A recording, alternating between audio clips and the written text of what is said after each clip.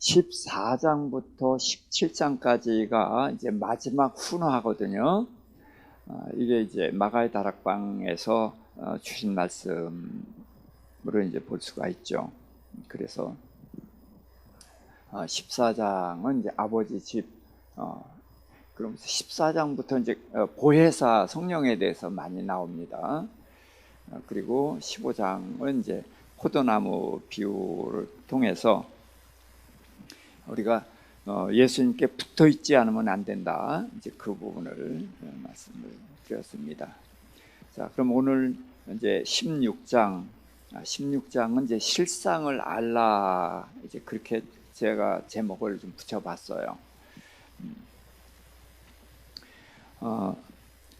자, 16장 앞에 보니까 내가 이것을 너희에게 이름은 너희로 실족하지 않게 하려 함이니. 그래서 우리가 실족한다는 건 넘어지는 것이고 잘못된 길로 가는 것이죠. 그러면서 사람들이 너희를 출교할 뿐 아니라 때가 이르면 너희를 죽이는 자가 생각하기를 이것이 하나님을 섬기는 일이라 하리라. 그래서 명분이 하나님 때문에 이제 예수를 믿는 기독교인을 죽이는 거죠. 자, 이것은 뭐 사도 바울이 이제 사울에 앞장서서 했던 이제 그 일들입니다. 자, 그렇게 해서 이런 일을 하는 것은 결국은 하나님도 아버지도 알지 못하고 예수님도 그들은 이제 이걸 몰랐다는 건데, 제가 늘 얘기하지만 유대인과 우리의 공통점, 차이점, 이거를 알자 그랬죠. 자, 유대인 누굴 믿어요? 여호와 하나님 믿어요. 우리 누구 믿어요? 여호와 하나님 믿어요. 유대인 누구 기다려요? 메시아 기다려요. 우리도 메시아 기다려요. 이게 공통점이에요. 그런데 차이점은 뭐냐? 유대인들은 아직 오지 않은 메시아를 기다리거나 아니면 예수가 아닌 메시아를, 지금은 이제 대부분 예수가 아닌 메시아를 기다리는 것이죠. 그리고 우리는 오셨다가 다시 오실 그 주님을, 그 메시아를 기다리는 것이다. 요렇게 이제 알게 되면 이제 사도행전이라든지 이런 서신서 이런 배경을 이해하는 데 도움이 될 거예요. 자, 그래서 이들이 이제 출교하고 나름대로는 그들이 하나님을 알기 때문에, 하나님 때문에 그런 거란 말이죠. 그래서 사도 바울이 이제 사울일 때에 그 스데반 집사를 죽이는데 제일 앞장섰고, 그러고서도 계속해서 열심을 낸 것은 개인적인 사심이라든지 뭐 이런 거 전혀 없습니다. 누굴 위해서요? 여호와 하나님을 위해서 한 거예요. 그런데 그가 이제 뭘 알지 못했기 때문이다, 그런 얘기죠. 그래서 이제 너희에게 미리 말씀을 이제 하시는 이유는 너희가 이제 그런 일 당했을 때 황당할 거 아니에요. 똑같이 하나님을 믿고 메시아 기다리는 사람들에게 메시아 전하면 당연히 받아들여야 되는데 엉뚱하게 반응이 나온단 말이죠. 그렇게 될 것을 미리 말씀해 주신 거예요. 그때 당해서 너희가 당황하지 말라, 이렇게 될 거다라는 것을 이제 말씀하셨고, 이 이야기를 왜 그럼 처음부터 안 했느냐? 처음부터는 할 필요가 없었어요. 뭐 가나다라도 모르는데 어떻게 뭐 다른 얘기를 하겠어요. 그러니까 얘기를 안 했던 것이다. 그러면서 지금 내가 나를 보내신 이에게로 간다. 그래서 이제 늘 요한복음에 특히 이제 이 예수님을 자신을 보냄을 받은 자, 하나님을 보내신 자, 이 관계로 쭉 말씀을 하시죠. 그래서 보내신 이에게로 가는데 너희 중에 나더러 어디로 가시느냐 하고 묻는 자가 없다는 거죠.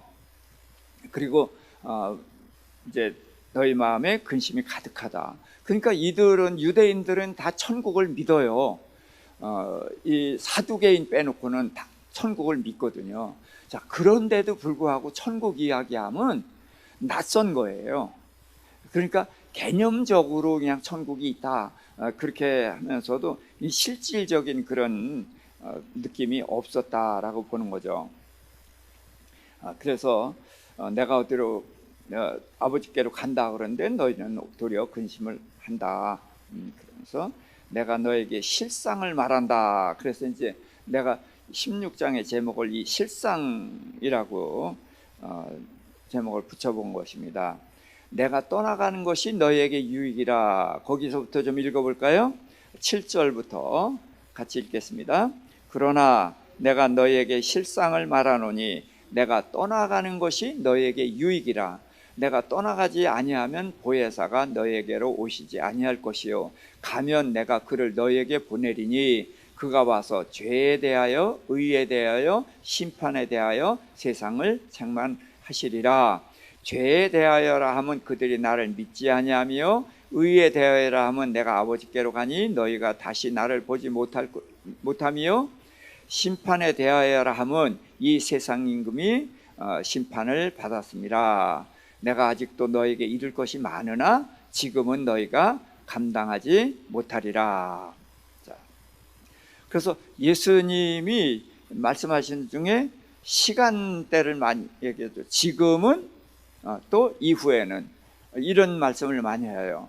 그러니까 이 과정이 있다는 거예요. 알아가는 과정. 그래서 이제 우리 집사님들도 오늘 또 말씀을 들으면서 이제까지 몰랐던 걸 또 알게 되잖아요. 그렇죠?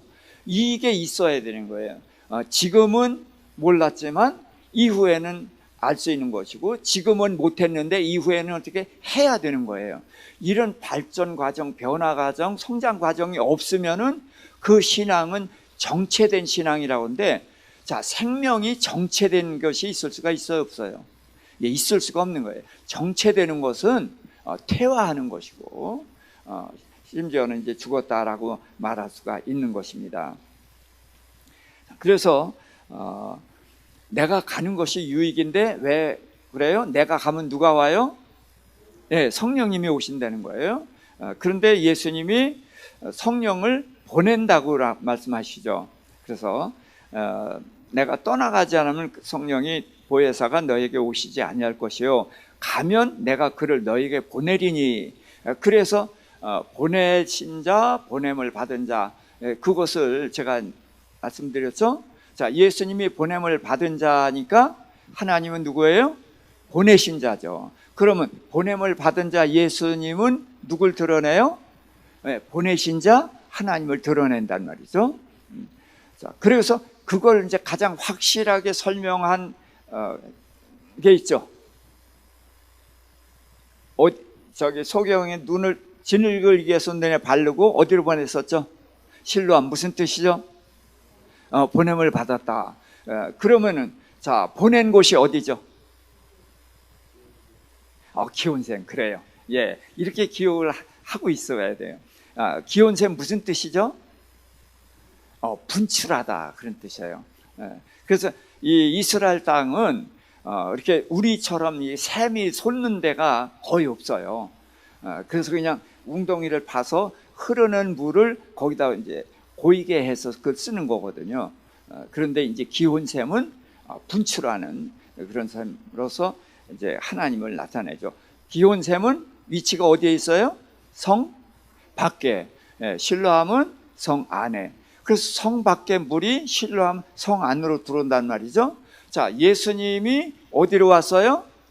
세상에 오셨죠. 어디에서 왔어요? 세상 밖 하늘에서 오셨단 말이죠.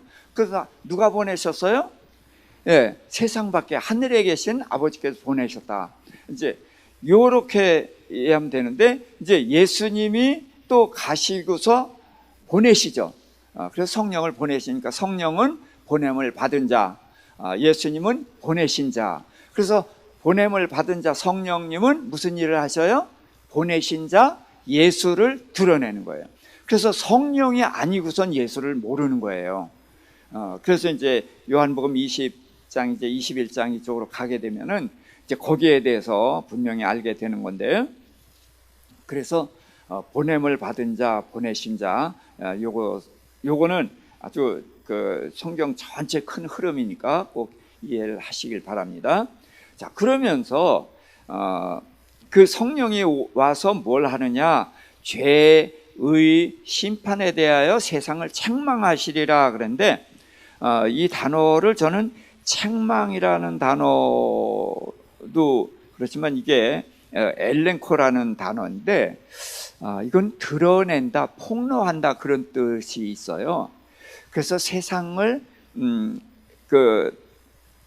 책망했다기보다는 실상을 드러냈다. 저는 이런 쪽으로 번역이 되면 어떨까 하는 생각을 좀 가지고 있어요. 제가 이제 좀 감히 성경의 번역을 놓고서 몇 가지는 제가 이렇게 좀 트집을 잡잖아요. 요거는 내가 확신 있게는 못하죠. 자, 야곱의 아내가 둘이 있죠. 누구죠? 라헬과 레아. 자, 라헬은 어떤 여자예요? 예, 곱고 아리따워요. 근데 언니 레아는 눈이 시력이 안 좋고 그랬거든요. 그런데 그게 안 좋고단 부족하다는 뜻이에요. 근데 그게 라크라는 단어인데 라크는 두 가지 뜻이 있어요. 부족하다는 뜻이 있고 부드럽다는 뜻이 있어요. 그래서 부드러운 혀가 뼈를 꺾느니라 이런 말이 나오거든요. 그 혀가 부드럽다는 말을 할 때 라크예요. 그러면 눈이 부족하다 그러니까 시력이 나쁘다라고 번역을 했었는데 이거를 눈이 부드럽다는 쪽으로 한번 해석을 해보자고요. 그럼 눈이 부드럽다는 게 무슨 뜻일까요? 눈은 뭘 나타내죠? 그렇죠. 마음의 창이라고 해서 마음을 나타내요. 그러니까 마음이 부드럽다 그러면 뭐가 돼요? 예? 온유하다 그렇죠. 마음이 따뜻한 사람. 그렇죠? 그러니까 동생은 외모가 곱고 언니는 마음이 곱고 이렇게 보면 되는 거예요. 그런데 야곱은 뭘 택했어요? 왜? 외모를 택한 거예요. 근데 하나님은 뭘 보셔요? 중심을 보시죠. 그래서 하나님은 레아가 낳은 유다를 장자로 삼고 야곱하고 무덤에 들어가게 하시거든요. 이제 그런 것처럼 여기도 책망이라고 해도 되지만 이 실상이 뭔지를 성령이 와서 다 드러내서 우리로 하여금 알게 하신다. 저는 그런 쪽으로 보면 어떨까 하는 생각이 들었어요. 그러면서도 아직도 나는 여기 이것을 정확하게 뜻을 잘 모르겠어요. 내용이 굉장히 중요한 부분인데 저는 아직도 좀 자신이 없습니다. 죄에 대하여라 함은 그들이 나를 믿지 않는다. 그래서 믿지 않는 것이 죄다는 거예요. 자, 그래서 제가 죄는 원어상으로 무슨 의미가 있다고 그랬죠? 관역을 맞추지 못하는. 그래서 우리는 활을 쏠 때는 관역 정중앙을 향해서 쏘는데 실제로 쏴보면 엉뚱한 데 맞잖아요. 이게 맞출 능력이 없는 것을 죄라고 한다는 거예요. 또 하나 죄는 뭐냐면 군대 다녀오셨죠? 네. 군대에서는 이제 사격 훈련을 하는데 쭉 엎드려 갖고 쏜단 말이에요. 근데 제가 특등사수였거든요. 그래서 제가 9발을 쐈는데 18발이 맞았어요. 그럼 어떻게 된 거예요? 네? 옆에 있는 친구가 내 관역에다 쏜 거예요. 그래서 나는 9발이 가운데 맞았는데 이 나머지 9발이 주변에 맞아가지고 그 인정을 못 받았어요, 제가. 그래서 기합 받았거든. 근데 이게 죄라는 거예요. 근데 이건 굉장히 중요한 겁니다.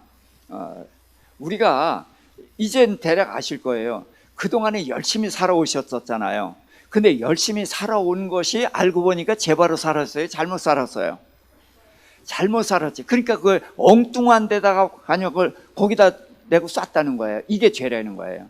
이게 가장 심각한 죄고, 그 다음에 예수를 믿으면서도 이제 그 말씀이 이제 우리가 따라하기가 어려우니까 우리가 선별적으로 말씀을 받잖아요.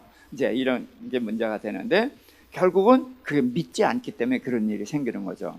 자, 그래서 이제 죄는 저를 믿지 않는 것이 죄다. 말씀을 믿지 않는 것이 죄죠. 자, 두 번째, 의에 대하여라면 내가 아버지께로 가니까 너희가 나를 보지 못하며. 근데 이게 난 아무리 생각해봐도 모르겠어요. 그래서 제 나름대로 이제 해석은 이렇게 했습니다. 자, 예수님이 아버지께로 갔으니까 예수님을 볼 수가 있어요, 없어요? 못 보죠. 예?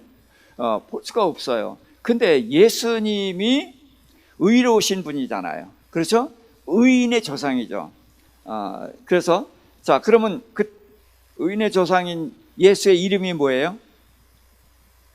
의인의 조상. 예? 마지막 아담이죠. 예. 첫사람 아담은 죄인의 조상, 마지막 아담은 의인의 조상이란 말이에요.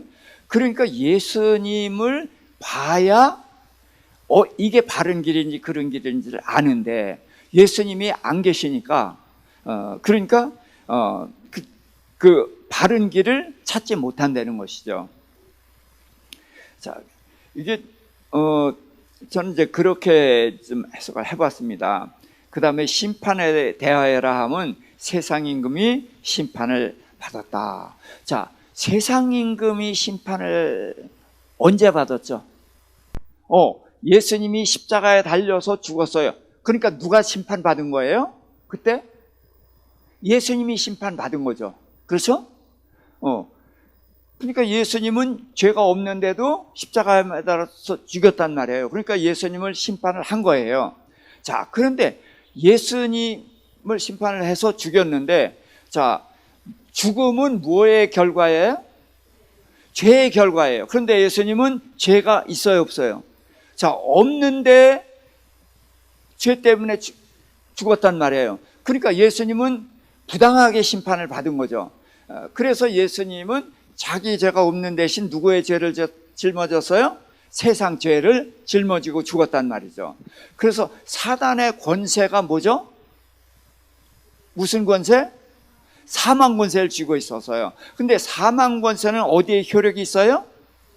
죄가 있을 때 효력이 있어요. 자, 근데 예수님이 죄가 없는 예수님을 죽였는데, 자, 묶어놓을 수 있어요, 없어요? 그러니까 뚫고 나와버렸단 말이죠. 자, 그러니까 이게 사망 권세에서 뚫고 나온 사람이 있어요, 없어요? 지금 몇천 년 동안, 4천 년 동안 누구도 나오지 않은데 예수님이 뚫고 나와버렸단 말이죠. 자, 그러니까 이 권세가 구멍이 뚫린 거예요. 근데 문제는 예수님 한 분만 뚫고 나온 것이 아니라 예수를 믿으면 다 붙어가지고 따라 나와버린단 말이죠. 자, 그러니까 권세가 어떻게 됐어요? 권세가 깨져버린 거예요. 네. 그래서 예수님이 심판을 받은 게 아니라 사단이 심판을 받은 것이다. 이제 이렇게 되는 거죠. 자, 이해하시죠?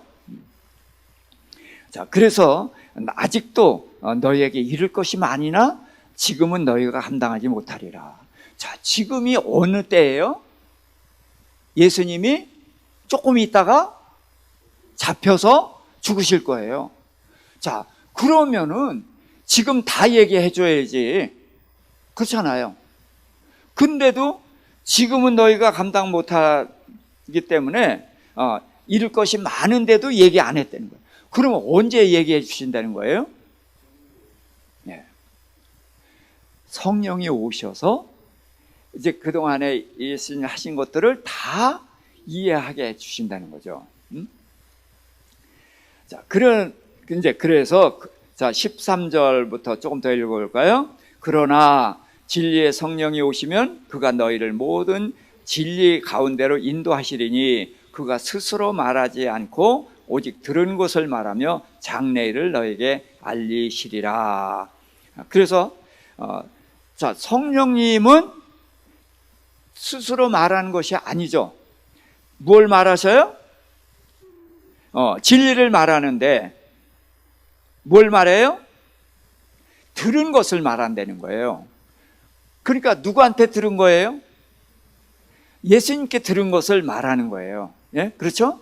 그래서 아버지를 예수님이 드러내셨고 또 성령님은 예수를 드러낸다는 거죠. 자, 그렇게 되면 이제 이해가 되죠.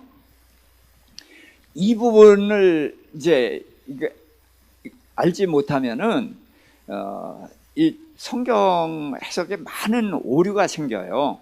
그래서 이 성령님의 역할, 그러니까 예수님은 지금 제자들에게 할 말이 아직도 많죠. 그런데 지금 이제 끝난 거예요. 십자가 달려 죽으시 끝나는 거예요. 부활해가지고 뭐 그 40일 동안에 뭐 얘기 다시 이렇게 가르치실 거예요? 아니거든요. 그래서 예수님은 거기까지고 이제 성령님이 오셔서 예수님이 하시는 것을 다 드러내 주시는 거거든요. 그러면서 그래서 성령님은 예수님의 말씀 성경을 드러내 주시고 또 장래일을 말한다는 거예요. 이것이 이제 또 하나 특징입니다. 그래서 미래에 일어날 것들을 말해요.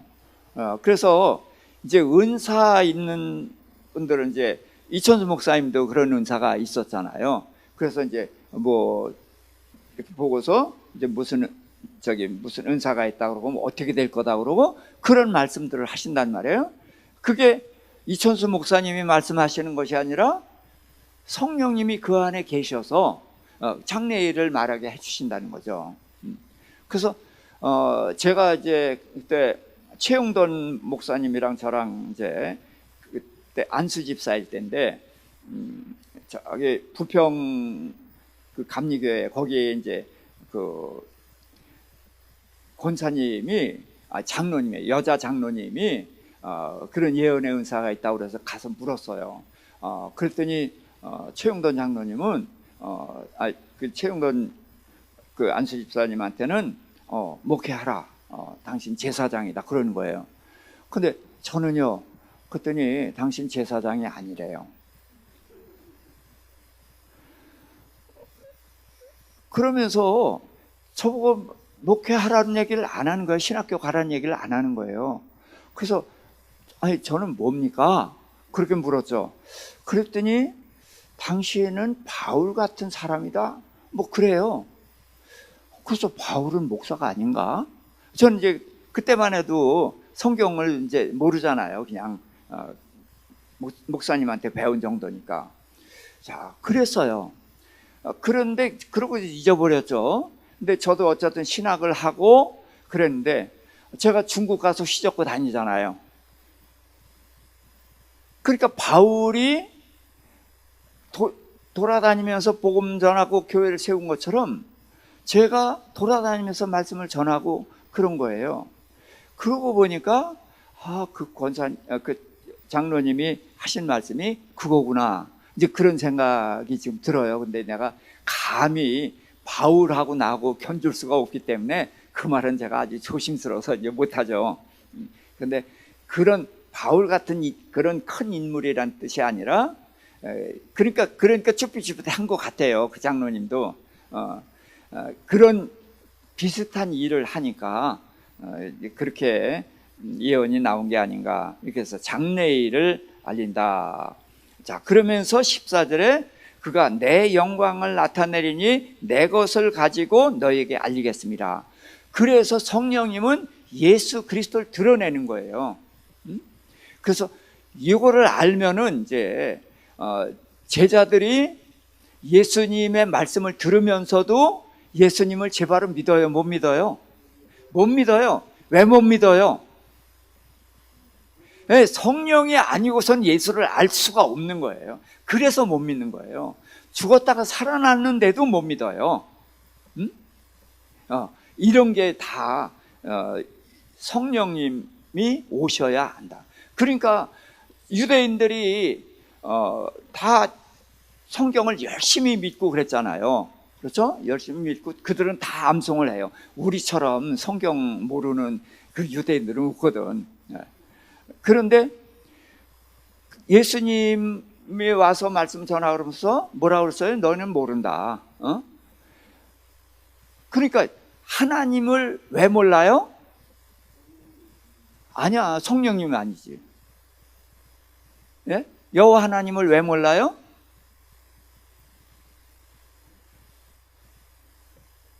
여호와 하나님이 누구예요? 보내신 자. 예수님은 본음을 받은 자. 그러니까 하나님을 누굴 통해서 알아야 돼? 예수님 통해서. 근데 왜 그 대답이 안 나와?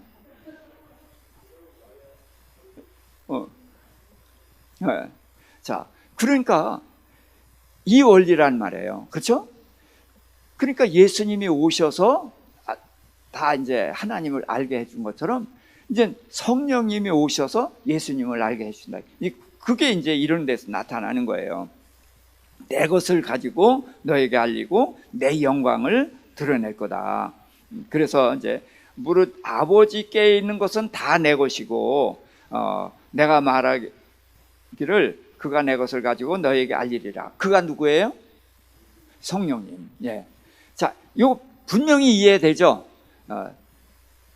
보내신 자 하나님, 보냄을 받은 자 예수님. 그래서 보냄을 받은 자가 보내신 자를 드러내고, 자, 예수님이 보내신 자가 돼요. 그러면 성령님이 보냄을 받은 자, 보냄을 받은 자는 보내신 자 예수님을 나타내고. 자, 요 틀이 아주 선명해요. 그래서 이제 예수님이 내가 가는 것이 너희에게 유익이라. 아무리 예수님이 옆에 있고 이적을 베풀고 뭐 가르쳐줘도, 말하자면 중국에서 제가 열심히 강의를 하거든요. 어떤 때는 이제 막 감동이 되고 그러면 한 5분 동안 제가 떠들어요. 그러면 알아들을까요? 못 알아들을까요? 못 알아듣죠. 그런데 이제 제 통역을 하면 그게 그거구나 하고 알아듣는단 말이죠. 그러니까 지금 예수님이 말하는 것은 제가 중국에서 말하는 거랑 똑같다는 거예요. 그래서 성령님이 통역을 해줘야 제발이 되는 것이다. 그래서 조금 있으면 너희가 나를 보지 못하겠고 또 조금 있으면 나를 보리라. 자, 이제 이 말은 굉장히 깊은 의미가 있습니다. 조금 있으면 보지 못하고 조금 있으면 본다는 것은 부활을 생각하면 되죠. 예. 그런데 그것만이 아니에요. 이제 성령님이 오셔서 성령님이 예수를 다 드러내거든요. 예. 그럴 때에 예수님은 내가 너희와 함께 있다고 그랬죠. 떠난다고 안 했죠. 볼지어다 세상 끝날까지 너희와 항상 함께 있으리라고 했단 말이에요. 근데 지금 예수님 어디 계세요? 하나님 보좌 우편에 계시잖아. 자, 그러니까 이런 것들이 이제 어려운 거예요.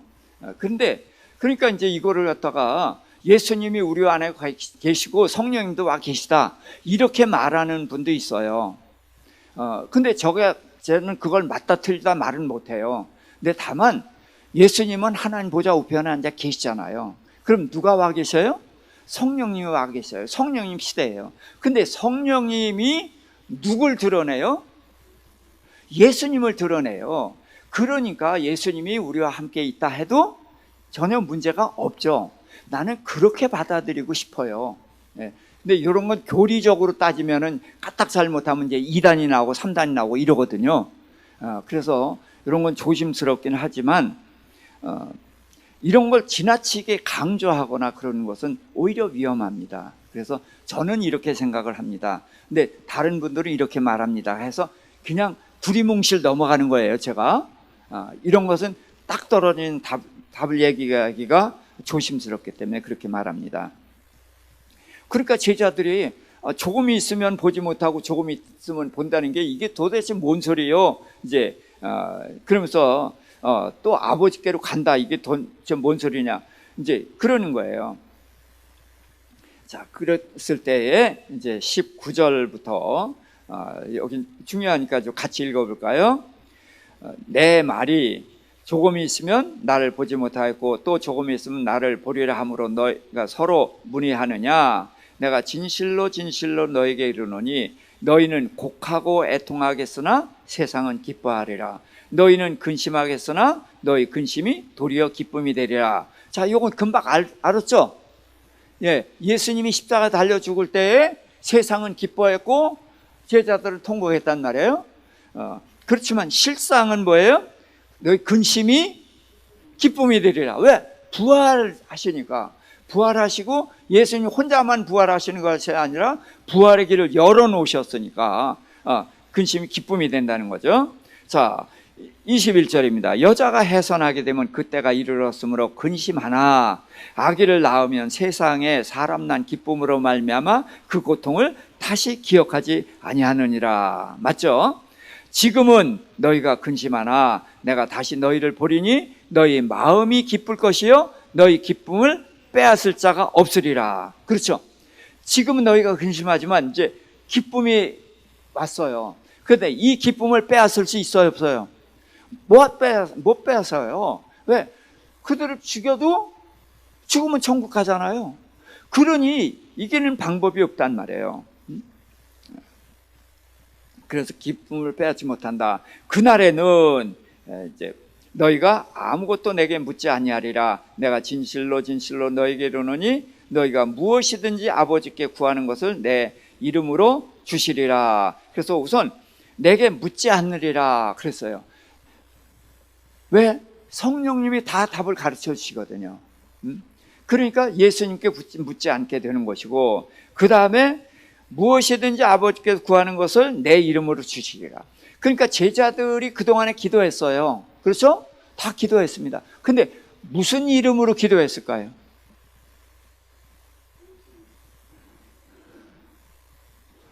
예수 이름으로 기도하지는 않았지. 예. 그냥 기도한 거예요. 하나님 하고서 하나님께 그냥 기도만 한 거예요. 누구 이름으로라는 것이 없었어요. 그런데 이제는 예수 이름으로라는 말이 생긴 겁니다. 왜 그래요? 예수님이 내가 누구라고요? 세 가지겠지. 내가 길이요, 진리요, 생명이니. 그러니까 지금 여기서 길이란 말이죠. 그러니까 예수님은 길인데 누구한테 가는 길이에요? 아버지 하나님께 가는 길이고, 어디로 가는 길이에요? 천국 가는 길이란 말이죠. 그러니까 기도도 아버지 하나님께 하는 거 아니에요.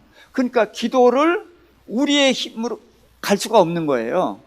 예수님이 길이니까, 그래서 예수님의 이름으로 기도하면 가는 거란 말이죠. 그러니까 우리가 영화 같은 데 보면, 서양 영화들 보면은 그들이 기도하고 끝에 그래서 예수 이름으로 기도합니다 해요, 안 해요? 안 하죠. 그러니까 그 기도는 응답 못 받겠죠. 응답 받을까요, 못 받을까요? 예. 우리가 말로 예수 이름으로 기도합니다라고만 해야 되는 것이 아니죠. 우리가 예수를 믿는 사람으로서 아버지 하나님께 기도한단 말이죠. 그러면은 예수를 의지해서 가는 거잖아요. 그렇죠? 그러니까 예수 이름으로 기도합니다 소리를 안 해도 상달되죠. 네, 그래서 그거를 문제 삼을 건 없다라고 생각을 합니다. 내가 그런 믿음이 있느냐 없느냐가 중요하고, 내가 지금 예수 믿는 자로서 하나님의 아들이냐 아니냐, 그게 중요한 거지. 우리가 하나님의 자녀잖아요. 그런데 예수 이름 빼놓고 기도했다. 그래서 그럼 저리 가. 이거 아니란 말이죠. 예? 그래서 너무 그런 형식에 매이지 않기를 바랍니다. 자, 그래서 이제 구하라 그랬고, 또 26절, 지금까지는 너희가 내 이름으로 아무것도 구하지 아니하였으나 구하라 그래야만 받으리니 너희 기쁨이 충만하리라. 자, 그다음 26절까지 있습니다. 그날에 너희가 내 이름으로 구할 것이요 내가 너희를 위하여 아버지께 구하겠다 하는 말이 아니니. 그래서 지금 14장부터 16장까지의 구하라가 7번 나왔어요. 자, 한번 체크해 볼까요? 14장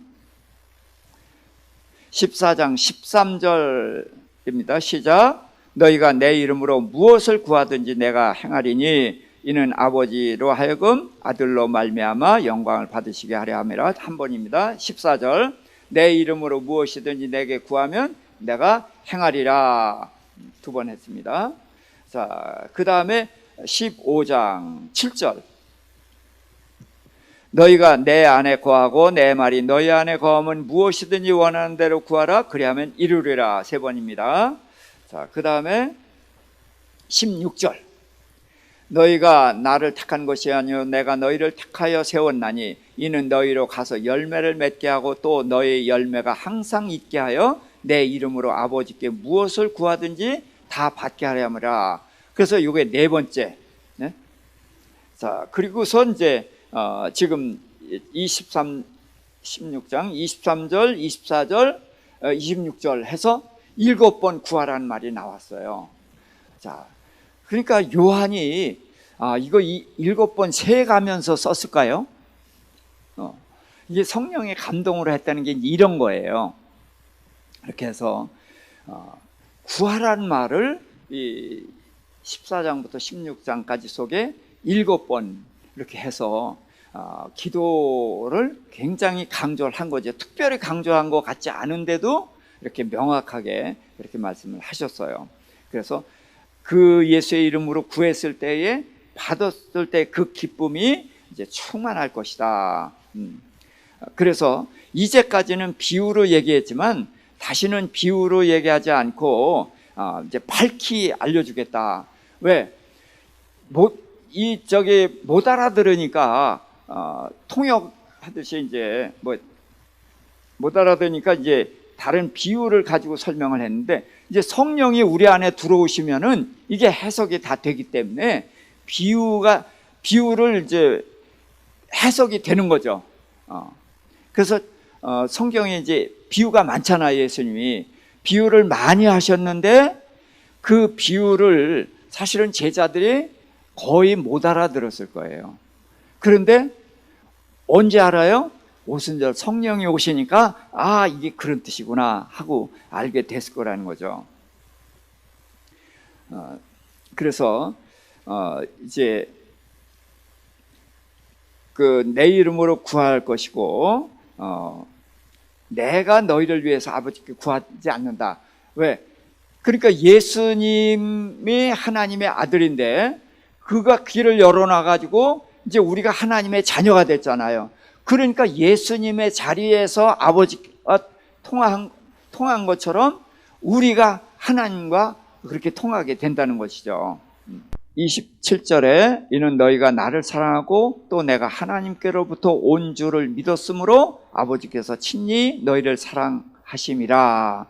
자, 그래서 이 성경에 보면은 예수님하고 하나님도 그렇고 많은 이야기가 뭘로 이야기되냐면 관계로 이야기가 돼요. 관계. 자, 관계는 뭐예요? 사랑이죠. 사랑이 아니면 뭐예요? 미움. 말하자면 이런 모든 것을 다 관계로 설명이 됩니다.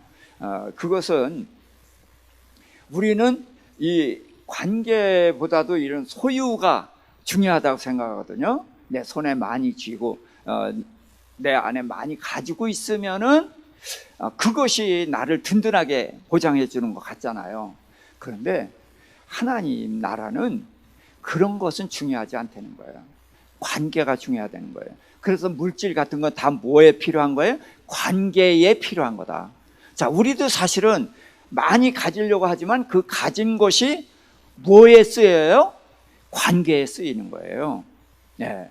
그래서 위에 갖다 이제 상납해가지고 하더라도 그게 어쨌든 부당한 방법이라 할지라도 관계에 쓰이는 거거든요. 그래서 하늘나라는 모든 물질이라는 거 이런 것이 아버지 것이잖아요.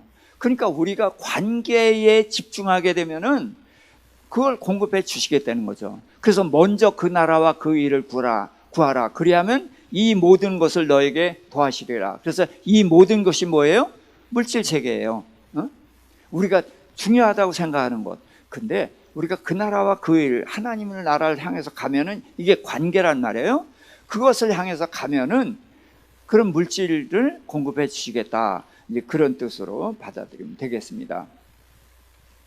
그래서 내가 이제 아버지께로부터 온 줄을 너희가 믿었기 때문에 이제 아버지께서 친히 너희를 사랑한다. 그리고 내가 아버지에게서 나와 세상에 왔고 다시 세상을 떠나 아버지께로 가노라. 그래서 예수님이 이제 자신의 삶을 전체를 이렇게 설명을 해줬어요.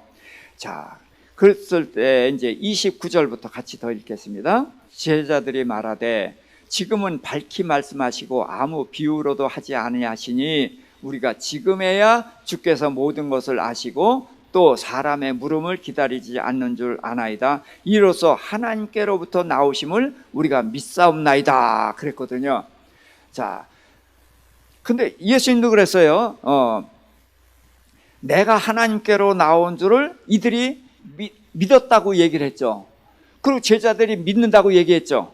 자, 그랬더니 31절 예수께서 대답하시되 이제는 너희가 믿느냐? 보라, 너희가 다 각각 제 곳으로 흩어지고 나를 혼자 둘 때가 오느니 벌써 왔도다. 자, 그러니까 믿는다는 거예요? 안 믿는다는 거예요? 안 믿는다는 거예요. 왜 그래요? 누가 오지 않았기 때문에? 예, 성령이 오시지 않았기 때문에 눈앞에 대놓고 얘기를 해도 그게 안 된다는 거예요. 그러면서 그러나 내가 혼자 있는 것이 아니라 아버지께서 나와 함께 있다. 너희가 다 나를 버려도 아버지는 나와 함께 계시다. 그러면서 33절 이것을 너희에게 이루는 것은 너희로 내 안에서 평안을 누리게 하려 함이라. 세상에서는 너희가 환난을 당하나 담대하라. 내가 세상을 이겼노라. 아멘. 자, 내 안에서 평안을 누리게 한다. 그래서 이제 내 안에서가 뭘까요? 예수님이 해놓으신 일이 있죠. 해놓으신 일 안에 들어와 있는 것이고, 그런 것을 예수님을 이제 그렇게 믿을 때에는 이제 평안이 오는 거죠. 자, 바울과 실라가 엉뚱한 일로 해서 그 귀신 들린 여종에서 귀신을 쫓아냈다고 매맞고 감옥에 갇혔잖아요. 자, 그런데 밤중쯤 돼서 이제 통증이 좀 가라앉고 그랬더니 바울과 실라가 뭐 했어요? 네, 찬송을 했어요. 그랬더니 찬송을 했더니 어떤 일이 일어났어요? 옥타가 막 흔들리더니 옥문이 다 열렸어요. 자, 그럼 이게 뭘까요? 자, 옥문이 열리면은 어떻게 해야 되는 거예요? 나가야 되는 거죠. 근데 나간 사람이 있어요, 없어요? 바울과 실라만 안 나간 게 아니라 거기 다른 죄수들도 안 나갔어요. 그럼 이게 뭐냐면 다른 죄수들이 나가면 이게 문제가 커지죠. 바울과 실라는 나가질 않아요, 물론.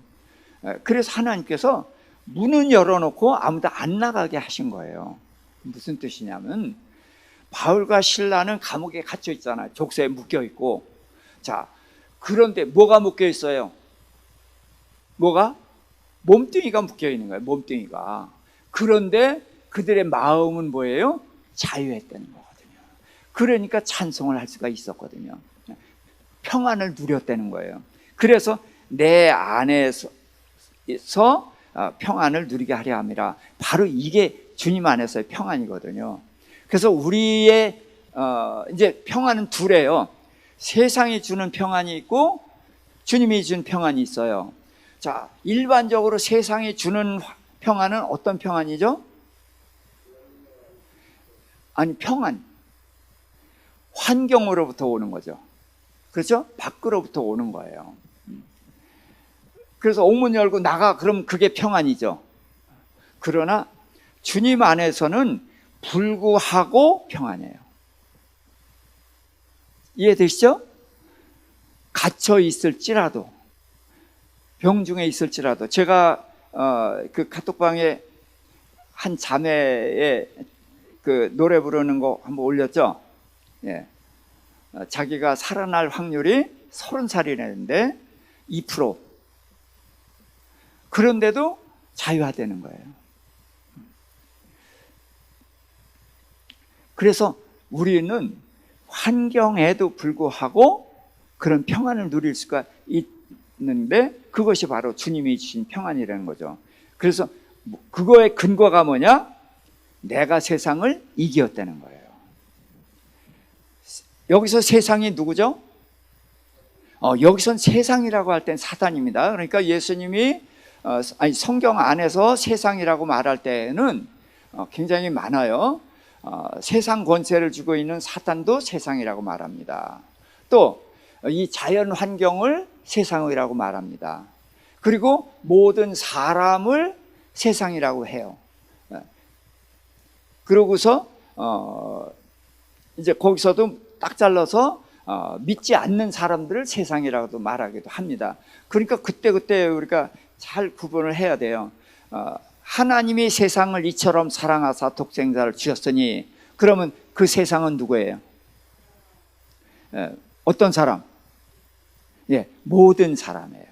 모든 사람에게 이제 주셨단 말이에요. 이제 이런 것들을 구분을 할 수 있었으면 좋겠습니다. 17장. 자, 17장은 이제 하나 되게 하소서 한 예수님의 기도예요. 그래서 14, 15, 16은 제자들에게 이제 말씀을 주신 것이고, 17장은 이게 제자들 앞에서 기도를 했는지 모르겠는데 그렇게 기도하신 것 같아요. 예수께서 이 말씀을 하시고 눈을 들어 하늘을 우러러 이르시되 아버지여 때가 이르러 싸우니 아들을 영화롭게 하사 아들로 아버지를 영화롭게 하게 하옵소서. 자, 아버지 보고 나를 영화롭게 해달라고 그러고요, 나는 아버지를 영화롭게 한다는 거예요. 이게 이제 하늘나라의 특징입니다. 자, 우리는 내가 가지면은 누군가는 손해봐야 되죠. 그렇죠? 이 세상은 그런 거예요.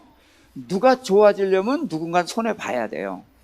근데 하늘나라는 누구도 손해보는 것이 없다는 거예요. 이거 특징입니다. 그래서 아들로 영화롭게 하사. 근데 지금 영화롭게 하는 게 뭐 하는 거예요? 뭐 하시는 거예요, 예수님이? 십자가에 달려 죽으시는 거예요. 근데 그게 어떻게 영화로움이냐는 거죠. 근데 그게 영화로움이고 또 아들로 아버지를 영화롭게 하옵소서 그랬단 말이에요. 그러니까 여기서 십자가에 달려 죽으시는 그 죽음이 문제가 아니라 왜 죽으시느냐는 그게 중요하단 말이죠. 언제든지 우리는 껍데기를 보는데 껍데기를 보면 안 되는 거예요. 십자가에 달려 죽으시고 그 모진 수모를 당하시는 것, 그거를 영화롭게 한다고 말하는 건 아니겠죠. 근데 문제는 왜 그렇게 당하시느냐는 거예요. 왜? 그래서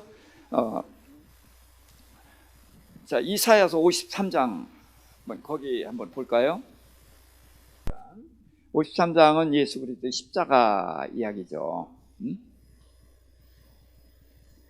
자, 4절부터 보겠습니다. 그는 실로 우리의 질고를 지고 우리의 슬픔을 당하였거늘 우리는 생각하기를 그는 징벌을 받아 하나님에게 맞으며 고난을 당한다 하였노라. 자, 그래서 예수님의 그 십자가에서 고난 당하는 걸 지금 마땅하다, 이제 그렇게 인정을 했단 말이죠.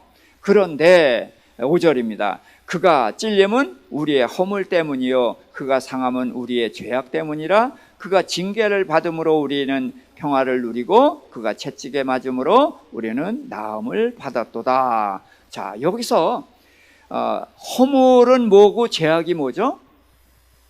예, 허물과 죄악은 그냥 같이 봐도 돼요. 근데 굳이 구분을 한다면은 죄악은 하나님께 대하여서 문제 있는 걸 죄악이라고 하고, 허물이라는 것은 사람끼리의 관계, 대략 이렇게 구분을 해도 되고요.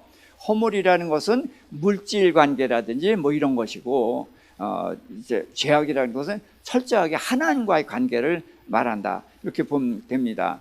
그러니까 우리가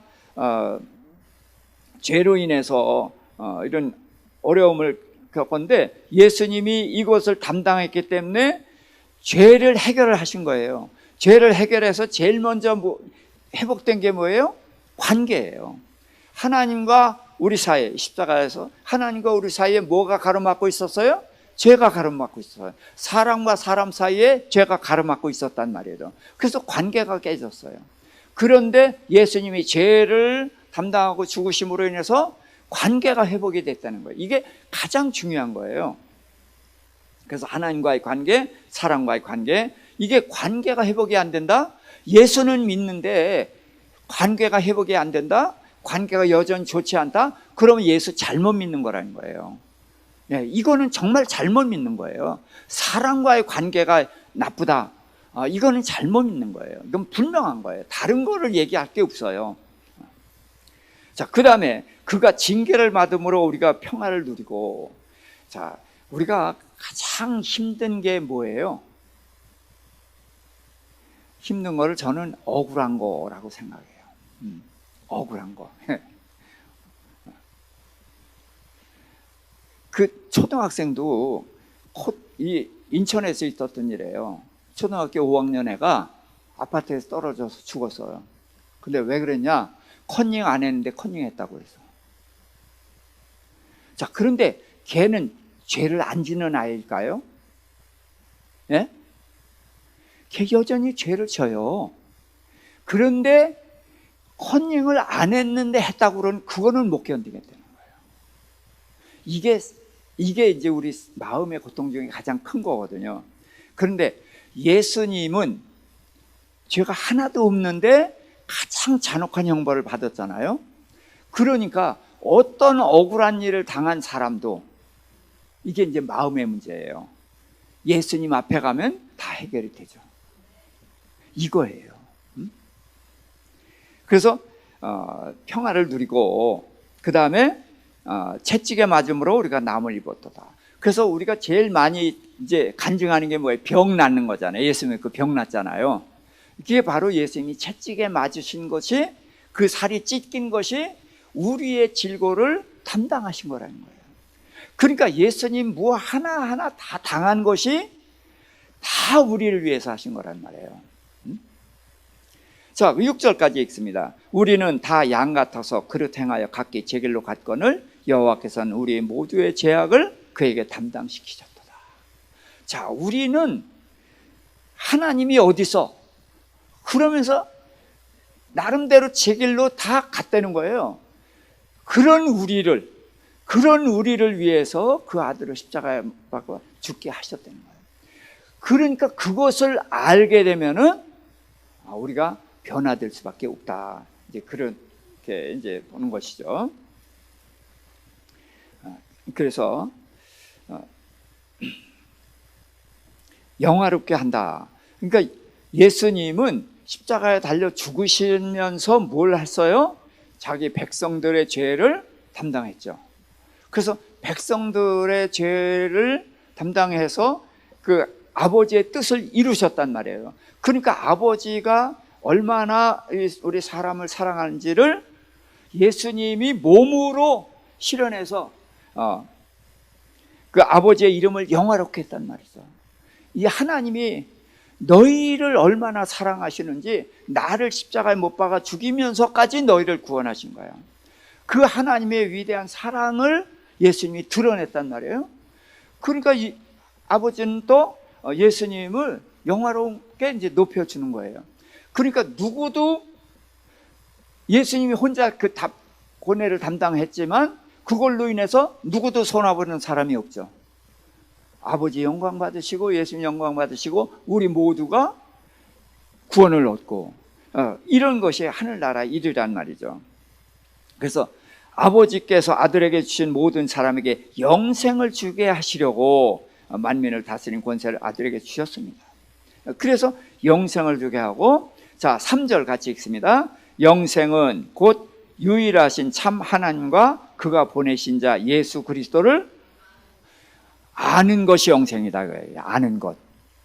자, 근데 이 아는 것이 이제 구약 성경은 이제 히브리어는 야다라고 해요.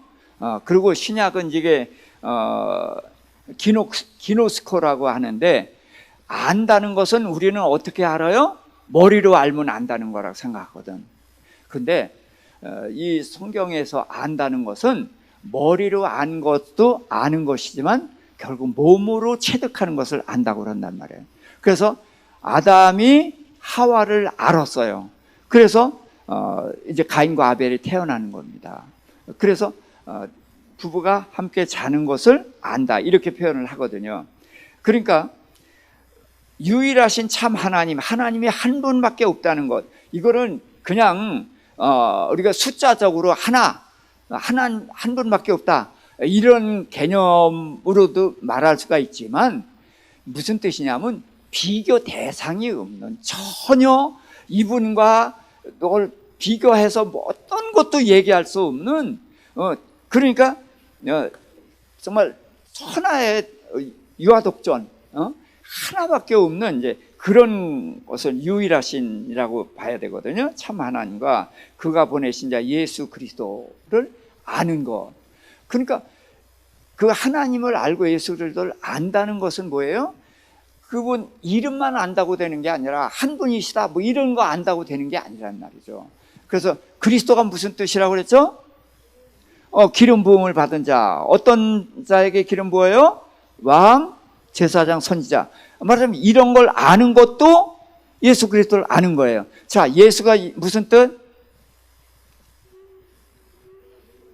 그렇지. 자기 백성을 저희의 죄에서 구원할 자. 요렇게 알아야 된단 말이죠. 근데 요거는 암기한 거죠. 이해한 거죠.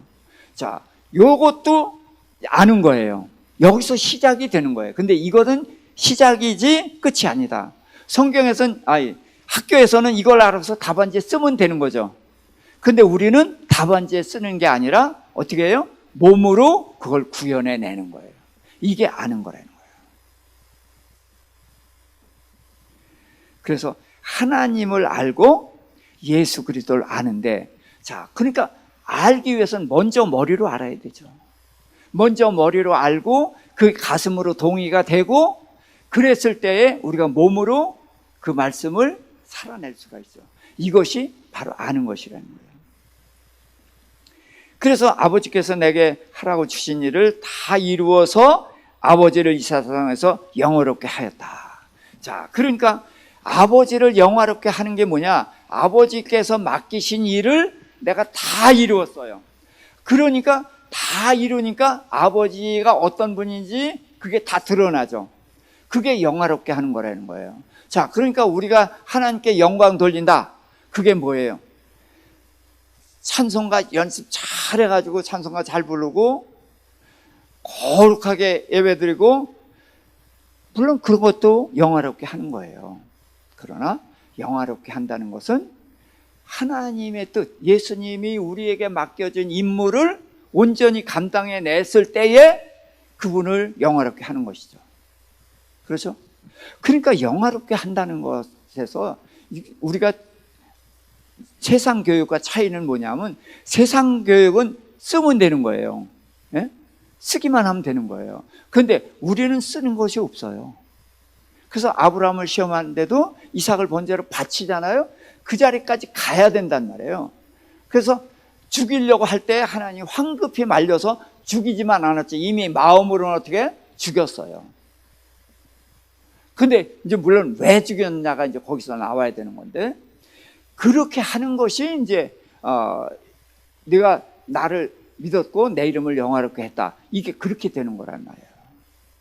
그러니까 우리가 영화롭게 한다는 말을 이게 함부로 쓸 수 있는 말이 아니에요. 그리고 이게 남의 얘기가 아니라 우리가 도달해야 되는, 실현해야 되는 말씀이라는 거죠. 그래서 하라고 주신 일을 다 이루어서 아버지의 이름을 영화롭게 했어요. 자, 예수님은 뭐라고 했어? 하늘과 땅의 권세를 내게 주셨으니 그러므로 너희는 가서 모든 족속으로 제자를 삼아 아버지와 아들과 성령의 이름으로 침례를 주고 내가 너에게 분부한 모든 것을 가르쳐 지키게 하라. 그런 명령을 받았어요. 그러니까 그 명령대로 가서 그 일을 할 때에 보내신 그분을 영화롭게 하는 거죠. 그래서 저는 사실 중국 들어가서는 꽤 열심히 했거든요. 근데 지금 이제 못 들어간 지가 벌써 1년 반 됐어요. 그러니까 제가 어떤 마음인지 좀 이해되시겠죠. 답답하고 정말 죄인인 기분인 거예요. 그래서 이게 이제 영화롭게 했으니 아버지여, 이제 창세전에 내가 아버지와 함께 가졌던 영화로서 지금도 아버지와 함께 나를 영화롭게 하소서. 그래서 이제 함께 가는 것입니다. 아버지를 영화롭게 하면 아버지는 나를 영화롭게 하고, 이게 함께 가는 거예요. 우리가 하나님께 영광 돌린다 그랬을 때 하나님 영광 받으시고 우리는 손해보는 거냐? 아니에요. 우리가 하나님께 영광을 돌려서 하나님 영광 받으실 때 우리도 영화로운 자리에 올라선 거예요. 그래서 함께 가는 것이다, 하나님의 나라는. 그래서 세상 중에서 내게 주신 사람들에게 내가 아버지의 이름을 나타내었나이다. 자, 그들은 아버지의 것인데 내게 주셨고 그들은 아버지의 말씀을 지켰나이다 그랬어요. 자, 예수님이 아버지의 이름을 나타냈다 그랬어요. 자, 그러니까 이름이라는 거, 지금 제가 이제 새벽 기도에서 마태복음을 하면서 그렇게 하거든요. 자, 침례 요한에게 침례를 받았을 때의 예수님의 이름이 뭐죠? 예, 세상 죄를 지고 가는 하나님의 어린 양이에요. 그리고 사탄에게 시험을 받는 예수님은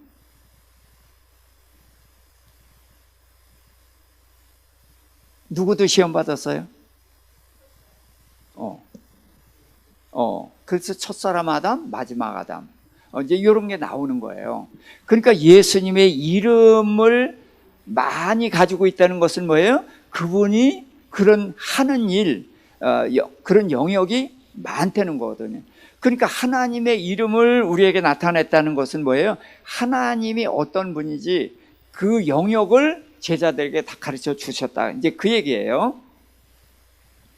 자, 그래서 나타냈는데 그들은 아버지의 말씀을 지켰나이다. 지켰어요, 안 지켰어요, 지금? 예? 자, 금방 이제 예수님 배반하고 그럴 제자들이죠. 지켰어요, 안 지켰어요? 안 지켰어요. 그런데 왜 지켰다는 얘기를 하실까요? 이 성경에서는 하나님은 시간과 공간에 이런 구분이 모호할 때가 많습니다. 한번 출애굽기 한번 가볼까요? 출애굽기 3장입니다. 자, 3장 10절부터 12절입니다. 이제 내가 너를 바로에게 보내어 너에게 내 백성 이스라엘 자손을 애굽에서 인도하여 내게 하리라. 이제 바로 시내산에서 지금 말씀하시는 거예요. 애굽으로 보내서 이제 인도하여 내게 할 거다. 그랬더니 모세가 하나님께 아뢰되 내가 누구에게 바로에게 가며 이스라엘 자손을 애굽에서 인도하여 내리까?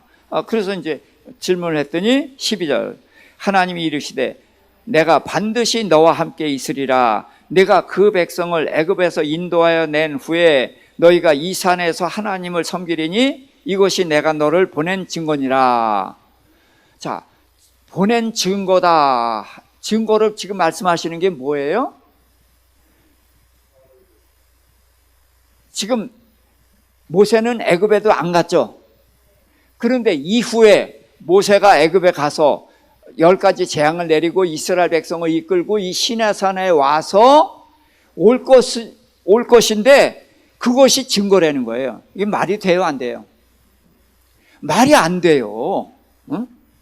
미래도 한참 오래의 미래를 얘기하고 이것이 내가 너를 보낸 증거라는 거예요. 이게 하나님이에요. 왜? 하나님 말씀하시고는 그것이 반드시 이루어지거든. 그러니까 이런 걸 통해서 이제 하나님은 나는 나다, 이런 뜻이고 여호와가 나는 나다거든. 그게 바로 그런 뜻이에요. 나는 뭐 타에 의해서 존재되거나 뭐 인정받고 그러는 게 아니라 이제 그렇다는 뜻인데, 여기서 예수님은 제자들이 말씀을 다 지켰다라고 말을 하는 거예요. 자, 왜? 지금은 제자들이 할 수가 없잖아요. 지금 안 한 것을 가지고 제자들 탓을 할 수가 있어요, 없어요? 없어요. 왜? 성령이 없이는 제자들 죽었다 깨어나도 못하는 거예요. 그러니까 이건 얘기할 건덕지가 없는 거예요. 근데 문제는 이제 성령이 오신 후에 어떻게 될 거냐지. 근데 예수님은 제자들에 대한 그 기대를 이렇게 표현한 거예요. 이들이 다 지켰나이다. 실제로 지키잖아요. 그래서 이런 시간의 개념, 이걸 꼭 좀 아시기를 바랍니다. 그래서 지켰나이다 그러면서 또 지금 그들은 아버지께서 내게 주신 것이 다 아버지로부터 온 것인 줄 알았나이다. 자, 이제 지켰나이다, 알았나이다. 그 다음에 8절도 읽습니다. 나는 아버지께서 내게 주신 말씀들을 그들에게 주었사오며 그들은 이것을 받고 내가 아버지께로부터 나온 줄을 참으로 아오며 아버지께서 나를 보내신 줄도 믿었사옵나이다. 자, 그래서 여기서 예수님의 말씀을 보면은 전부 미래에 이루어질 것을 현실로 말씀을 하시는 거예요. 자, 그런데 여기에서 말씀이 나왔거든요. 그래서 6절에 보면 그들은 아버지의 말씀을 지켰나이다 그랬을 때 이 말씀을 로고스라고 했어요. 로고스. 그런데 8절입니다. 나는 아버지께서 내게 주신 말씀들을 그들에게 주었는데 이 말씀들을 레마라고 했어요. 자, 그래서 왜 이렇게 했을까를 보면서 차이가 있어요. 누구의 말씀이 로고스예요? 아버지의 말씀은 로고스. 내 말은, 내게 주신 말씀은 이거를 레마라고 했단 말이에요. 그러니까 이 로고스와 레마를 그렇게들 얘기해요. 로고스는 성경 말씀처럼 기본이 되는 말씀이고 레마는 내가 깨달은 말씀을 레마라고 한다. 그렇게들 얘기하거든요. 그런데 반드시 그런 것도 아니더라고요. 그래서 저는 이런 걸 통해서 하나님이 기본이 되는 말씀은 로고스, 이건 분명해요. 그런데 그 말씀이 우리에게 주어졌을 때에 내가 그걸 다 이해하고 그렇게 했어도 레마이고, 어쨌든 그 말씀이 일단 하나님을 떠나서 우리에게 왔을 때 일단 레마라고 그렇게 하는 것이 아닌가, 그런 생각을 해봅니다. 자, 그러면서 예수님 말씀하시는 건 다 과거형으로 얘기를 해요. 말씀을 지켰나이다. 또 그들은 이것을 말씀을 받았습니다. 내가 아버지께로 나온 줄을 참으로 압니다. 그리고 믿었습니다. 이렇게. 근데 이것이 주님의 제자들에 대한 기대고 이 기대는 반드시 또 이루어졌다는 것이죠. 자, 그러면서 그들을 위해서 이제 예수님이 비는 것이 뭐냐면 세상을 위함이 아니요. 여기서 이제 세상을 사랑하서 오셨잖아요. 그런데 여기서는 세상을 위함이 아니라는 거예요. 내게 주신 자들을 위함이니이다. 그래서 세상에서 이젠 택한 자가 여기서 이제 갈라지는 거예요. 그들은 아버지의 것이었습니다. 내 것은 다 아버지의 것이요 아버지의 것은 내 것이온데 내가 그들로 말미암아 영광을 받았나이다. 그래서 영광을 받는다는 것은 그들이 바로 예수님의 주신 말씀대로 살아갈 때에 영광을 받으시는 것이죠. 나는 세상에 더 있지 않으나 그들은 세상에 있었고 나는 아버지를 가옵나니 거룩하신 아버지여 내게 주신 아버지의 이름으로 그들을 보존하사 우리와 같이 그들도 하나가 되게 하옵소서. 자, 여기에서 지금 이 17장의 기도에서 하나라는 말을 여러 번 하셨어요, 예수님이. 근데 자, 지금 누구와 누구가 하나죠? 아버지와 예수님이 하나죠. 근데 지금 그들도 우리와 같이 하나가 되게 하옵소서. 그러니까 아버지가 예수님이 하나인데 여기에 누가 껴들어요? 성령님이 들어오신 게 이게 삼위일체인데 성령님 얘기는 지금 안 하셔요. 이 17장에선 성령님 이야기가 안 나옵니다. 그러고서는 저희 제자들을 여기다 집어넣는 거예요. 그래서 아버지와 아들인 내가 하나인 것처럼 저희도 우리와 하나가 되게 하옵소서. 그러니까 이게 무슨 뜻이에요? 제자들에 대한 기대가 얼마나 높은 건지를 생각할 수가 있죠. 제자들을 예수님의 자리에다 놓는 거예요. 예수님이 부활하시고서 내 형제들이라고 말했단 말이에요. 그리고서 이 제자들에게 줬는데 그들이 다 믿고 그대로 할 거라는 거예요. 그래서 내가 아버지의 뜻을 다 이루어서 아버지 하나인 것처럼 이들도 우리의 저 뜻을, 내 뜻을 다 이루어서 우리가 하나가 될 거다. 이런 기대를 하신단 말이에요. 그러니까 우리는 이 기대를 감히 이루지는 못한다 할지라도 주님이 우리에게 이런 엄청난 기대를 하고 계신다는 것은 알아야 되잖아요. 알기는 해야 되잖아요. 근데 우리는 그냥 예수 믿고 그냥 천국 보장 받았으니까 이 세상 그럭저럭 살다가 이렇게 신앙생활을 하고 있는 우리들과 주님의 기대가 너무나 차이가 나는 거예요. 이 하나 되게 하소서를 여러 번 말씀을 하셔요. 그래서 제가 이 17장은 좀 꼼꼼하게 좀 보는 것입니다. 자, 12절 우리 같이 읽읍시다. 내가 그들과 함께 있을 때에 내게 주신 아버지의 이름으로 그들을 보존하고 지키었나이다. 그 중에 하나도 멸망하지 않고 다만 멸망의 자식뿐이오니 이는 성경을 응하게 함이니이다. 그래서 내게 한 상에 앉은 자가 내게 발꿈치를 들었다는 게 이제 기록된 대로 그는 그런 거지 내게 주신 실제로 내 제자가 아니라는 거죠. 그래서 그들을 이제 지켰다. 그 다음 더 있습니다. 지금 내가 아버지께 가오니 내가 세상에서 이 말을 하옵는 것은 그들로 내 기쁨을 그들 안에 충만히 가지게 하려 함이니이다. 그래서 주님의 기쁨을 우리들이 갖기를 원한다는 거예요. 그럼 주님의 기쁨이 뭐겠어요? 주님의 기쁨은 아버지의 뜻을 다 이루는 거예요. 그래서 아버지의 뜻이 이루어지는 것을 보는 기쁨이란 말이죠. 그러면은 우리의 기쁨이 뭐예요? 우리가 원하는 것이 이루어지는 것이 아니라 예수님이 우리에게 기대하시는 것을 이루었을 때에 그것이 주님의 기쁨이고 그것이 우리의 기쁨이 돼야 되는 것이죠. 근데요, 저는 그 흉내도 못 낼 정도이긴 하지만 주님의 일을 했을 때에 반드시 기쁨이 있어요. 주님의 일을 했을 때 기쁨이 있는데 그 기쁨은 정말 다른 것으로 설명할 수 없는 그런 기쁨이 있습니다. 그래서 저는 그냥 주님의 기쁨이라고 했을 때 이 밑에 부스러기 같은 걸 조금 맛보았는데 그 정도 한 건데 그 맛은 알겠더라고요. 그러니 주님이 원하는 수준에 들어가서 했을 때의 그 기쁨은 세상에 아무것도 안 보일 거예요.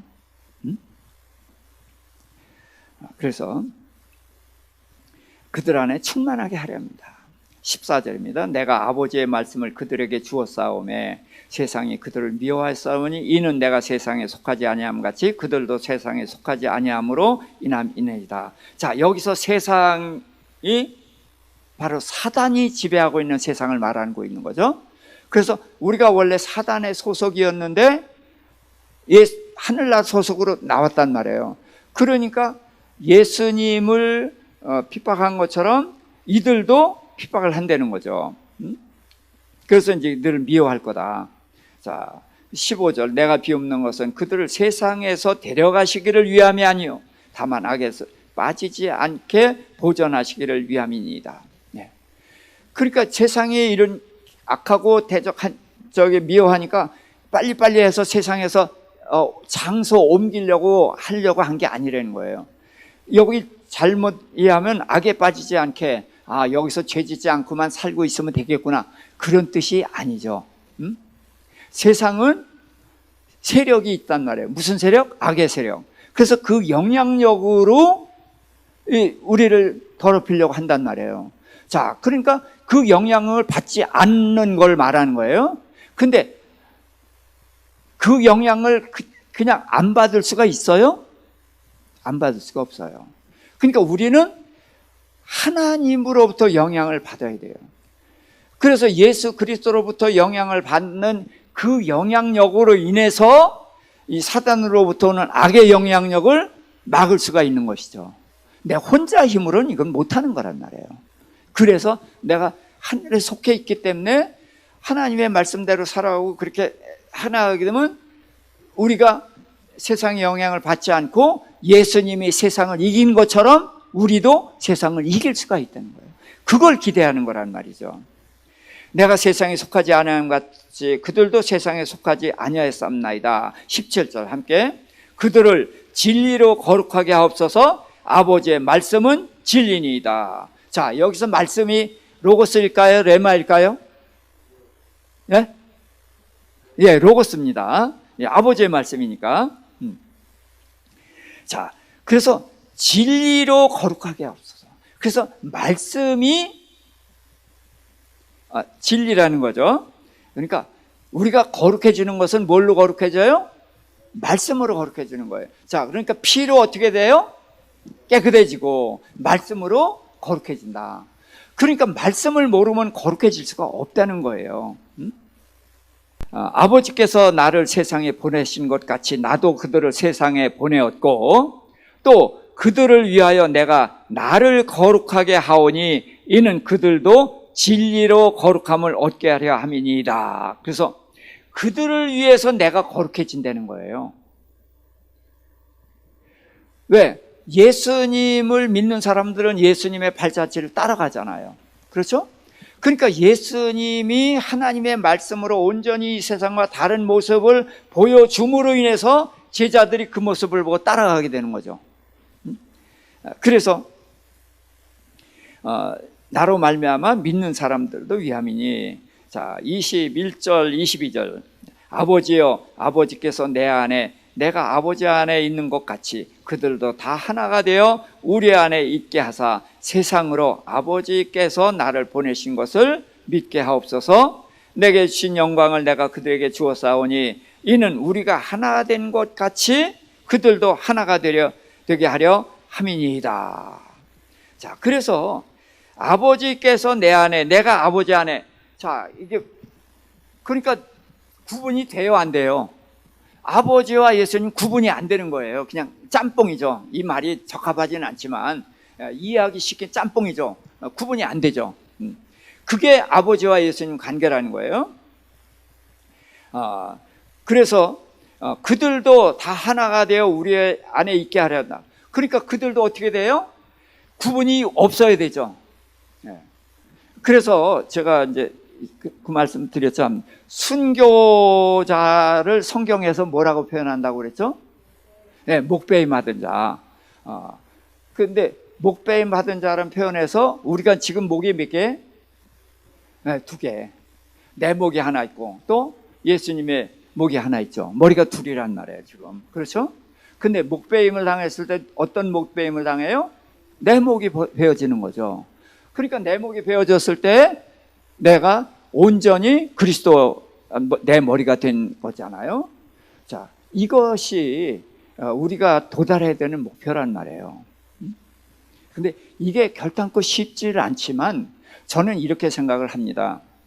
제가 이제 선교단체 제자선교회라는 데서 훈련을 받았거든요. 그러고서 이제 목사가 되고 선교사가 되고 이렇게 쭉 하다 보니까 그런 선교단체에서 훈련을 받은 사람하고 그냥 신학교만 나오고 교회 생활 중 한 사람하고 차이가 있어요. 교회관이 신학교 출신보다 선교기관 출신이 교회관이 깨끗해요. 왜냐하면 이것도 교회 이제 그 선교단체가 뭐 뛰어나기 때문이다. 아니야, 그런 것도 아니에요. 선교단체는 교회가 아니죠. 교회가 아니니까 객관적으로 냉정하게 볼 수가 있죠. 그렇죠? 그래서 교회관이 깨끗한 거예요. 근데 선교단체 또 들어가 보면 거기도 엉망해. 이런 게 있어요. 그러니까 나는 나를 안 봐요. 보지도 못하고.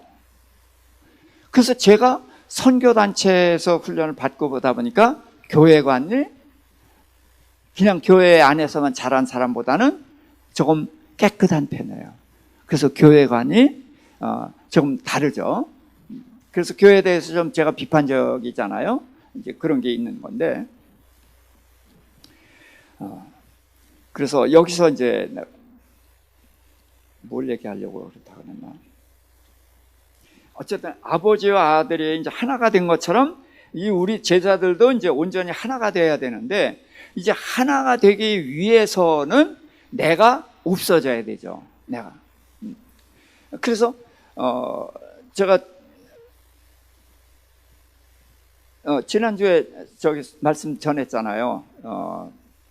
베드로가 예수님께 사랑 고백을 하는데 어떻게 고백했어요?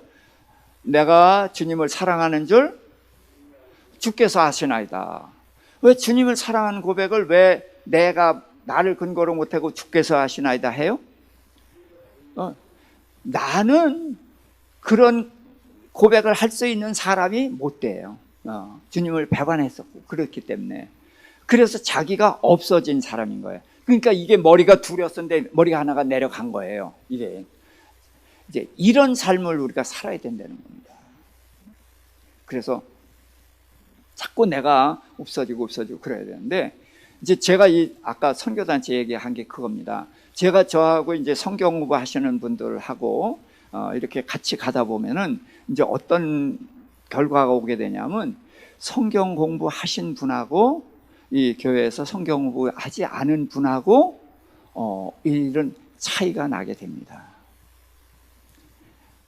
그 차이를 나쁜 쪽으로 해석하지 마세요. 성경을 알고 듣고 그러면은 아무래도 보는 거 깨달은 것이 많아지죠. 그러면은 그것이 내 삶을 부분적으로라도 변화시켜요? 변화시키지 못해요? 부분적으로라도 적게라도 변화시키고 있죠. 이게 분명히 있습니다. 자, 그리고 이제 이렇게 해서 우리 이제 제자 훈련을 해야 되는 게 이제 뭐냐면, 이제 같이 교제를 해야 돼요. 성경 공부 일방적으로 가르치고 듣고 이것이 아니라 이제 교제를 해야 되고, 삶의 적용 문제라든지 이런 걸 가지고 나눠야 돼요. 자, 그러다 보면은 실생활의 문제를 다루게 되거든요. 그러니까 그렇게 되면 어떻게 돼요? 실생활이 달라져야 되겠죠. 그렇죠? 그래서 달라져가고 보면 그 안에서 저 사람 보고 마음에 찔려가지고, 야, 저 사람은 하는데 난 못하네? 그럼 어떻게 해요? 도전을 하게 되잖아요. 이렇게 돼서 제자 훈련은 서로 보면서 도전을 하게 되다 보니까 점점 높이 올라갈 수가 있는 거예요. 근데 지금 한국 교회는 그냥 너무 낮은 수준에 있고, 그러고서 다른 교회 봐도 거기가 거기죠. 우리 교회는 다른 교회보다 조금 난 것 같거든. 그러니까 어떻게 돼요? 평안하죠. 이게 문제란 말이에요. 그래서 저는 이 제자 훈련을 통해서 우선은 성경을 많이 알아야 되고요. 기회도 이렇게 됐으니까 그 다음에는 이제 서로 교제를 해야 됩니다. 교제를 하면서 실생활을 나눠야 돼요. 내가 이거는 뭐 이제 이 중에 이제 그런 분은 없겠지만 아직도 나 술 못 끊었습니다. 이런 얘기가 나올 수 있어야 돼요. 그래서 이제 부부 문제도 내가 이제까지는 이제 생각 못했는데 말씀을 듣고 보니까 제가 아내한테 너무 잘못한 것 같습니다. 그러면서 내가 앞으로 아내에게 이런 것 정도는 해야 되겠다고 생각합니다. 이제 이런 얘기가 나온단 말이에요. 자, 그러면서 우리의 삶이 변화되기 시작하면, 그러면은 속도가 붙고요. 우리의 삶에 정말 신이 나요. 그래서 이 하나됨을 지금 말씀드리려고 하는 건데, 아버지와 아들이 하나 된 것 같이 우리도 하나 되라고 했는데, 지금처럼 해가지고 어떻게 하나 되겠어요? 그러니까 예수님은 말씀이잖아요. 그러니까 우선 말씀하고 자꾸 부딪히며 보면은 내가 보이잖아요. 내가 보이고 어떻게 해야 되는지 보이고, 그러니까 조금씩이라도 하는데, 이제 요게 그런 그룹이 돼서 나누게 되면 속도가 붙는다는 거죠. 자꾸 더 올라가게 된다는 거죠. 자, 그 부분을 저는 말씀을 드리고 싶은 거예요. 우리가 예수님과 제자들이 하나 된 것처럼 그 수준은 우리가 못 따라갈 거예요. 못 따라가지만 지금은 면해야 된다는 거죠. 그렇죠? 지금 이 자리에는 면해야 되고 계속해서 올라가야 되고 멈출 수가 없다. 그것을 이제 말씀드리고 싶었던 것입니다. 자, 23절에 보니까 내가 그들 안에 있고 아버지께서 내 안에 계시어 그들을 온전히 이루어 하나가 되게 하려 함은 아버지께서 나를 보내신 것과 나를 사랑하신 같이 그들도 사랑하신 것을 세상으로 알게 하려 함이라. 그래서 이제 우선 아버지께서 예수님을 사랑하는 것처럼 그 사랑이 제자들에게 갔단 말이에요. 제자들에게 갔는데 제자들이 하나님의 사랑을 받고 있다는 것을 다른 사람이, 세상이 알게 하겠다는 거예요. 이거예요.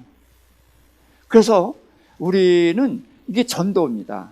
근데 전도는 어떻게 알아요? 입술로도 해야 돼요. 그러나 삶으로 해야 됩니다.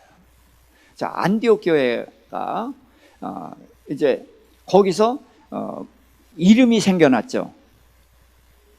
그리스도인이라는 이름이 생겨났어요. 그게 무슨 얘기냐? 이방인들 세상이란 말이에요. 그런데 그들이 어딘가 자꾸 가. 야, 술 한잔 하자. 근데 오늘은 안 돼. 그러면서 자꾸 가더라고요. 쟤 어디 가지? 근데 어딘가 자꾸 가. 그런데 나중에 지나 보니까 점점 달라지는 거예요. 그래서 왜 저렇게 달라졌지? 그러고 보니까 그리스도 믿는다는 거기 나가는구나. 그래서 그리스도를 믿으면 저렇게 달라지는구나. 그래서 그리스도인이라는 이름이 생겼단 말이죠. 그래서 우리가 세상 사람들로부터 저 그리스도인이네 라는 지적을 받아야 돼요. 근데 지금은 이제 그게 어떻게 개독교가 돼버렸지만 이거는 부정적인 영향을 끼쳤다는 거예요. 자, 이거는 절대로 안 되는 겁니다.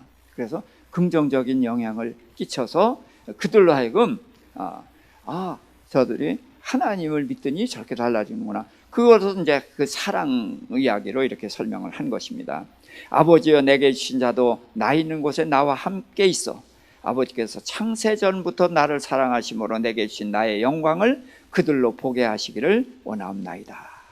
그래서 계속해서 아버지와 아들의 관계를 점점 넓혀서 제자들의 관계, 그리고서 그것이 더 넓혀져서 우리들의 관계까지도 퍼져나가게 하기를 이제 원하는데, 자, 여기서 이제 영광이라고 했을 때 그 영광이라는 것은 그냥 세상 영광은 헛된 거예요. 제가 집에 가면은 대통령이 준 위촉패가 있거든요.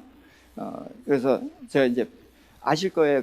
옛날 그 전두환 때 평화통일 정책자문위원 뭐 그런 거 해가지고 이제 이쪽 두고 청와대 가서 밥도 먹고 이제 그래 봤거든요. 자, 그러니까 그게 그때는 자랑했어요. 대통령하고 악수도 하고, 대통령 이런 것도 주고, 또 명절 때 되면은 김영삼 씨가 멸치도 보내주고 그랬거든요. 그러니까 다른 사람 멸치 준 거하고 김영삼이 준 거하고 다르잖아요. 말하자면 그것이 영광이었어요. 근데 그런 거는 헛된 영광이고 참된 영광이 뭐냐고요. 그것은 겉과 속이 똑같은 거예요. 겉과 속이 같은 것이고 그것이 그 이름에 합당하게 됐을 때 그것이 영광이라는 거죠. 그래서 이제 아버지께서 예수님께 주신 곳에 이제 그들도 함께 하고 그 영광을 보게 하시길 원합니다. 그랬습니다. 자, 25절 중요하니까 25절 26절 함께 읽습니다. 의로우신 아버지여 세상이 아버지를 알지 못하여도 나는 아버지를 알았사옵고 그들도 아버지께서 나를 보내신 줄 알았사옵나이다. 내가 아버지의 이름을 그들에게 알게 하였고 또 알게 하리니 이는 나를 사랑하신 사랑이 그들 안에 있고 나도 그들 안에 있게 하려 함이니이다. 자, 무슨 단어가 많이 나왔어요? 다시 한번 읽읍시다. 자, 의로우신 아버지여 세상이 아버지를 알지 못하여도 나는 아버지를 알았사옵고 그들도 아버지께서 나를 보내신 줄 알았사옵나이다. 내가 아버지의 이름을 그들에게 알게 하였고 또 알게 하리니 이는 나를 사랑하신 사랑이 그들 안에 있고 나도 그들 안에 있게 하려 함이니이다. 무슨 단어가 많이 나왔어요? 안다는 단어가 많이 나왔어요. 세상은 아버지를 알지 못해도 나는 알았다. 또 그들도 알았다. 그래서 세상과 하늘나라의 차이를 아는 거예요. 그래서 아버지는 이 세상은 여기서 이제 유대인들을 말하는 거예요. 유대인들이 여호와 하나님을 믿잖아요. 그러니까 하나님을 알잖아요. 그래서 이들은 하나님을 안다고 그러는 거예요. 그러나 예수님은 모른다는 거죠. 그래서 예수님이 여기서 자기를 누구라고 해요? 아들이라고 해요. 그러니까 아버지를 아들이 알았다. 그리고 세상은 그러니까 예수가 아니고선 이 유대인들은 아무도 하나님을 모른다는 거예요, 지금. 그래서 예수님이 보내신 자로, 보냄을 받은 자로 보내신 자를 드러내는 것, 그렇게 하면 금방 답이 나오죠. 그랬고 그들도 아버지께서 나를 보내신 줄 알았나이다. 여기서 그들은 뭐예요? 제자들이란 말이죠. 그래서 예수님 혼자 알았고 제자들이 안 거예요. 자, 그 다음에 26절에 아버지의 이름을 그들에게 알게 하였고 또 알게 하리니. 자, 예수님이 아버지를 드러내서 알게 했어요. 그런데 다 알아요? 모른다는 거예요. 그래서 앞으로도 계속 알아야 된다는 거예요. 자, 그러니까 우리가 알아야 되는 세계는 무한하다는 거예요. 그러니까 지금 저하고 이렇게 1시간 반 성경 공부를 하고 이런 것으로 해서 성경을 많이 알았지만 역시 더 알아야 되는 그 세계는 무궁하다는 거예요. 그래서 알게 하였고 또 알게 하리니. 그래서 성경을 아는 것이 중요하고, 이는 나를 사랑하신 사랑이 그들 안에 있고, 그래서 아버지의 사랑이 그들에게 들어갔고 또 예수님 자신도 들어와 있다. 그런데 예수님이 예수님이라고 해도 되지만 성령님이 들어오시는 것이고 또 말씀이란 말이에요. 말씀이 우리 안에 들어와 있는 것이다. 그래서 아는 것, 자, 아버지를 알고 그의 보내신 자 예수 그리스도를 아는 것이 영생이라고 그랬죠. 아는 것이 영생. 그러니까 알아야 돼요. 우선은 뭐예요? 지식으로 알아야 되는 거예요. 우선은 지식으로 알아야 돼요. 그 다음에는 뭘로 알아야 돼요? 몸으로 알아야 돼요. 지식으로 알고 또 감동으로 해서 가슴으로도 알아야 되고 몸으로 알아야 비로소 아는 것입니다. 근데 출발이 지식으로 모르고서 어떻게 알아요? 그래서 저는 이 지식의 중요성을 강조하는 건데, 저는 이 성경을 하나님께서 저한테 이제 이런 쪽으로 열어주셨기 때문에 저는 이거를 열어주는 것이 제 책임이에요. 그래서 이제 여러분들이 받고서 이 받은 말씀을 가지고서 이제 내가 살아내는 이제 그런 과제가 있고 또 누구에게 또 이제 전해야 되는 과제가 생기는 것이죠. 그래서 우리가 주님의 일을 하게 되는 건데, 이게 주님의 말씀을 알고 그래서 말씀 안으로 들어간다. 그러니까 말씀을 실제로 몸으로 구현해 냈을 때에 이건 세상이 줄 수 없는 기쁨을 준다는 거예요. 예, 이 기쁨을 맛보게 될 거예요. 그래서 이 기쁨을 맛보게 되면은 그 다음에는 세상이 작게 보여요. 세상이 그때는 우습게 보이고 그렇게 됩니다. 그래서 저는 우선 성경을 부지런히 알고 또 이제 아는 만큼 도전이 되잖아요. 마음으로 이건 이렇게 좀 해야 되겠다. 이제 그런 깨달음이 오면 이제 그렇게 자꾸 시도해가고, 그러면서 이제 말씀에 대한 기쁨, 들어서 깨닫는 기쁨도 있고 말씀을 행함으로써 오는, 말씀이 육신이 됐잖아요. 예수님이 말씀이 육신이 됐다는 것은 이 말씀이신 예수님이 육체를 입고 오셨다는 말씀도 되지만 성경에 있는 모든 말씀을 예수님은 몸으로 구현해내셨다는 거예요. 그러니까 우리도 말씀이 예수님이 내 안에 들어온다는 건 뭐예요? 내가 말씀을 기억하는 것도 예수님이 내 안에 들어온 거지만 이 말씀을 내가 몸으로 살아낼 때에 주님이 내 안에 계시는 거죠. 자, 제가 복잡하게 얘기했는지 모르겠지만 대략적으로는 윤곽이 잡히시죠? 그래서 예수님이 이게 이제 17장이 기도거든요. 제자를 향한 기도. 이게 이제 우리를 향한 기도입니다. 그래서 이 주님을 알기를 얼마나 원하시는가. 그래서 제가 여기는 이제 그런 걸 써놓긴 했습니다만, 이 성령에 대해서 지금 제가 강의를 하려고 했었어요. 근데 이제 17장에 하나 되게 하소서 하면서 이렇게 대략 보면은 뭘 얘기했구나. 대략 이해되시죠? 예. 그래서 강조하시는 것이 하나됨입니다. 아버지와 아들이 하나 된 것처럼 저희도 우리와 하나 되게 하소서. 그런데 하나 되는데 아는 것 중요한 거예요. 알고 말씀을 받고 알고 믿고 이러는 과정들이 우리 안에 있기를 바랍니다.